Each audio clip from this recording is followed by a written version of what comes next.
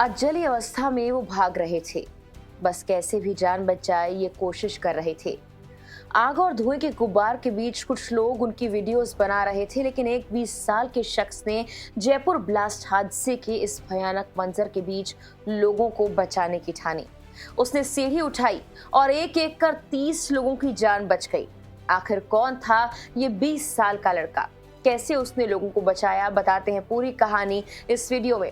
नमस्कार, मेरा नाम है मेघना सचदेवा और आप मुझे देख रहे हैं लोकमत हिंदी पर। जयपुर में हुए ब्लास्ट हादसे में 13 लोग जिंदा जल चुके हैं। 30 से ज्यादा लोग झुलसे हैं। हादसे को 2 से ज्यादा दिन बीत चुके हैं, मगर दर्द भरी कहानियां लगातार सामने आ रही हैं। अब ये पता लगा है कि जलते हुए लोग खेतों में भाग रहे थे।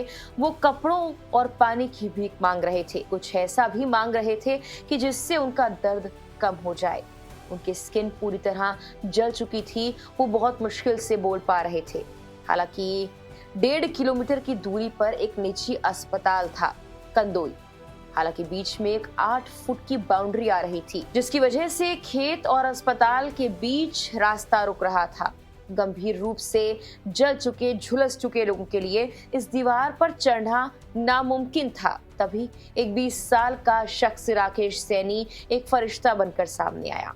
किसान परिवार से आने वाले राकेश सैनी ने ना आओ देखा ना ताओ एक सीढ़ी उठाई और एक एक कर इस दीवार के ऊपर से एक रास्ता बनाते हुए 30 लोगों को अस्पताल पहुंचाने का काम किया।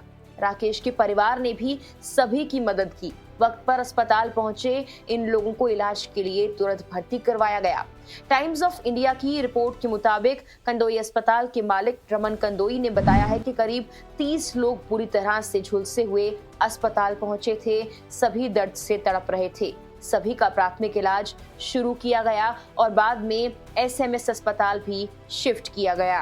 बता दें कि शुक्रवार की सुबह जयपुर के भाकरोटा इलाके में एलपीजी गैस टैंकर को एक ट्रक ने टक्कर मार दी। इसके बाद टैंकर से गैस का रिसाव शुरू हो गया। देखते ही देखते करीब 18 टन गैस पूरे इलाके में फैल गई। थोड़ी ही देर में एक जोरदार धमाके के साथ पूरा इलाका भीषण आग का गोला बन गया।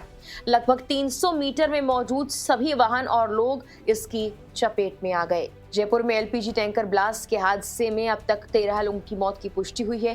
पहले प्रशासन ने मृतकों की संख्या 14 बताई थी, लेकिन शनिवार देर शाम जांच में ये सामने आया कि बोरी में जो 2 शव के अवशेष आए थे वो 2 नहीं बल्कि एक ही व्यक्ति के थे। उधर एसएमएस अस्पताल में रखे 4 शवों में से 2 शवों की पहचान भी कर ली गई। एक शव रिटायर्ड आईएएस करणी सिंह राठौड़ का है, जबकि दूसरा शव उत्तर प्रदेश निवासी संजय का।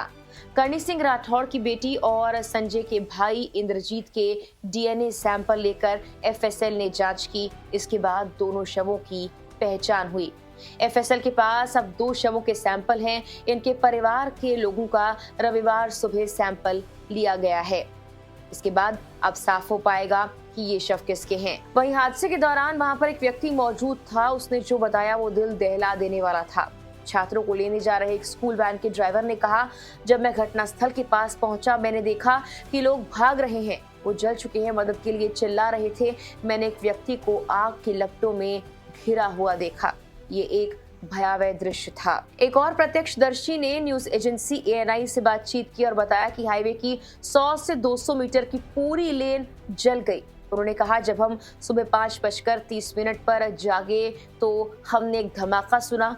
जो लोग बस से बाहर कूदने में सफल रहे वो बच गए, जो नहीं कूद पाए वो वहीं जल गए। गेल इंडिया लिमिटेड के DGM fire and safety Sushant Kumar Singh ने मीडिया से बातचीत में कहा कि टक्कर से टैंकर के 5 नोजल टूट गए और 18 टन यानी 180 क्विंटल गैस लीक हो गई। इससे इतना जोरदार धमाका हुआ कि पूरा इलाका आग के गोले में तब्दील हो गया। जहां टैंकर में ब्लास्ट हुआ उससे करीब 200 मीटर दूर एलपीजी से भरा एक और टैंकर था। गनीमत ये रही कि उसने आग नहीं पकड़ी तो यह हादसा वरना और बड़ा हो सकता था। टैंकर ब्लास्ट में 5 लोग मौके पर ही जिंदा जल गए, जबकि 9 झुलसे लोगों की सवाई मानसिंह अस्पताल में इलाज के दौरान मौत हो गई। अस्पताल की बर्न यूनिट में अब भी कई लोग एडमिट हैं। इनमें करीब 20 लोग 80% तक झुलस चुके हैं।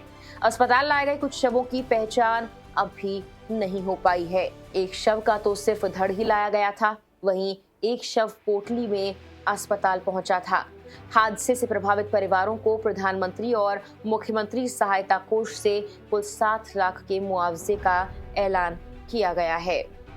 फिलहाल के लिए इस वीडियो में इतना ही।